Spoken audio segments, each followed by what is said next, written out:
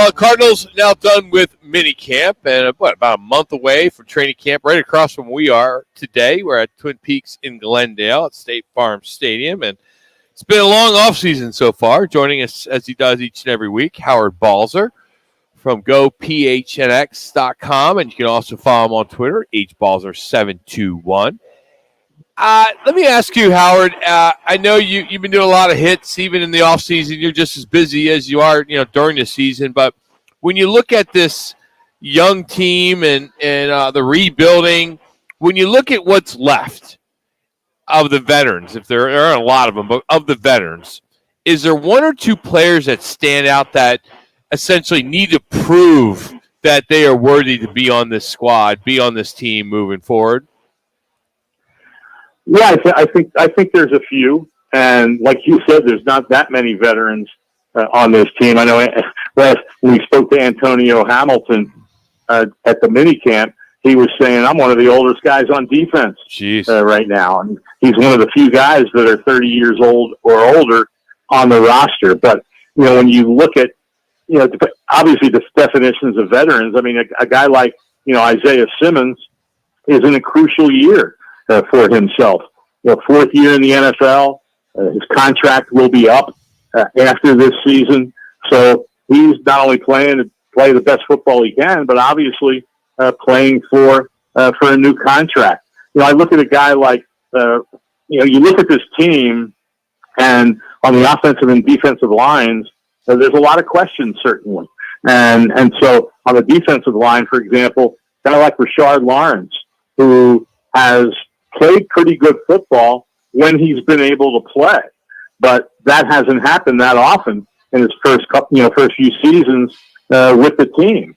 And he didn't do anything in the off season except work out on the side, coming back from an injury from last year. So that's a guy that at some point will be playing for a contract. So yeah, there's I could come up with a few more, but there's really not that many that you look at, or at least from a veteran standpoint, that you say, oh, this is the time.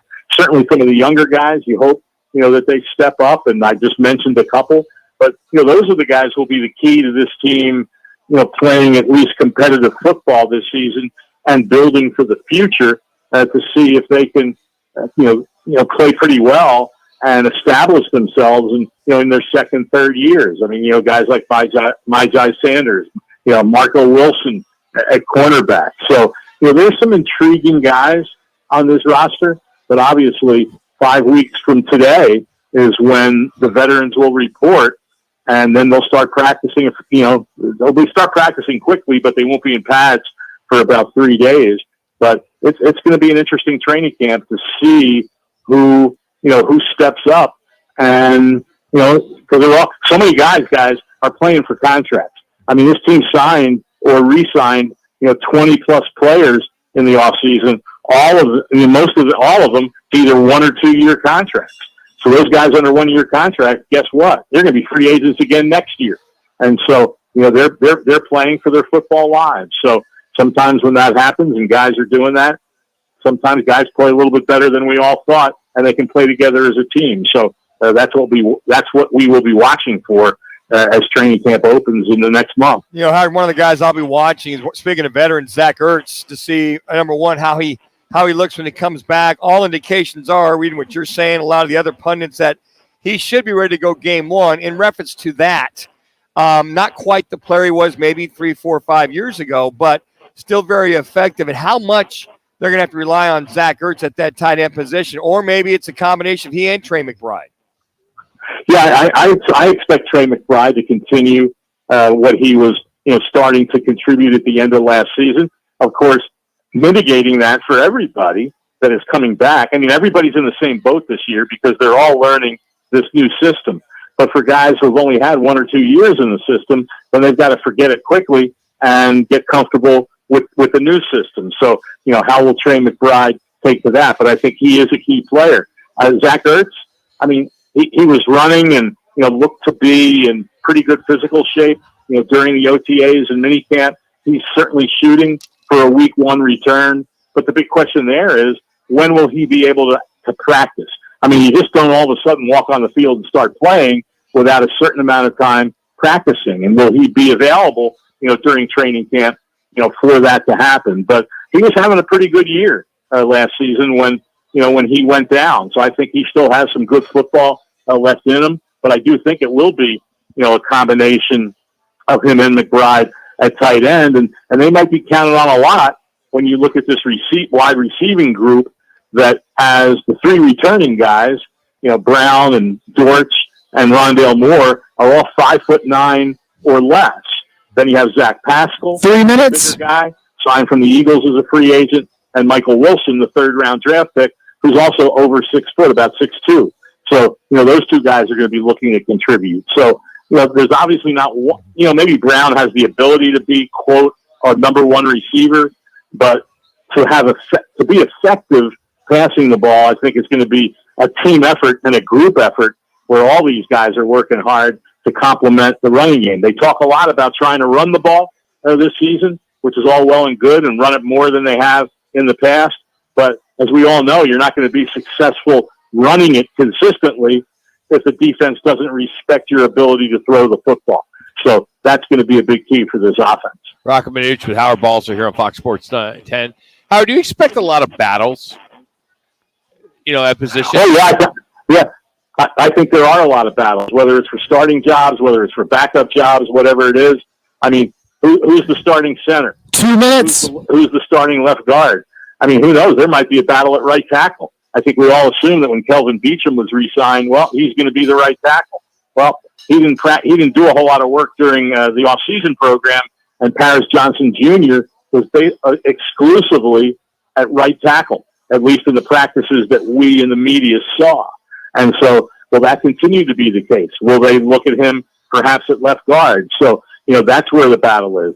There's a lot of competition for the backup running back spot behind James Conner. And we just talked about the wide receivers. On defense, where's the pass rush going to come from? There's a lot of young guys coming back. I mentioned Sanders earlier. There's, Cameron Thomas. There's Dennis Gardeck, Victor Diamond-KJ, the rookie B.J. Ojulari. So there's going to be, a certain amount of competition there. So, yeah, I think that's what this coaching staff is counting on. A lot of competition. 1 minute. Not only for jobs, but for roster spots that is going to get the most out of what all these players have to give.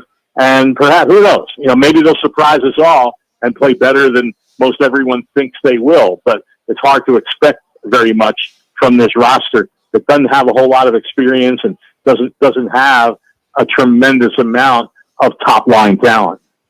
So, Howard, what are you working on these days? What's I know it's a little slower right now, but what are you going to have up on the site?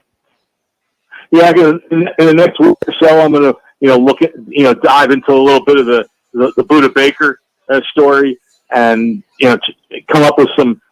I went through what my colleague at PHNX did, Gerald, who was on the Suns, and came up with 40 different trade options for DeAndre Hayden. Jeez. I promise I won't come up with 40 different contracts. That's great for Buda Baker.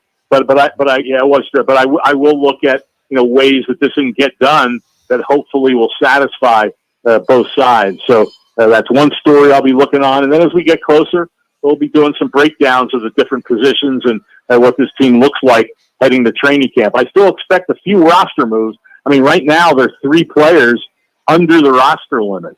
And so what does that mean? Does it mean another running back's going to come on board for more depth?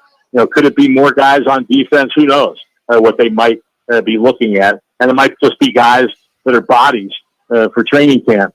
But I think the Baker situation certainly is a key one to watch, because the one thing I think both sides want is that a new contract will be done by the start of training camp so he doesn't become another hold-in and not practice until he gets that new deal.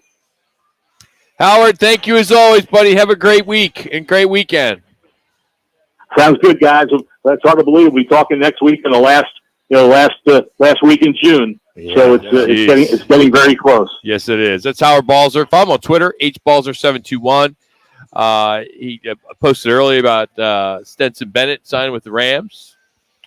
And I think it was their 4th-round pick this year. Yeah. And then that happened today. Long-time former Arizona Cardinal, or say Phoenix Cardinal, Lonnie Young is one of the general managers of one of the USFL teams. I think Birmingham of the USFL. It's Birmingham and Portland in the USFL championship this weekend. Can't wait. That's appointment television.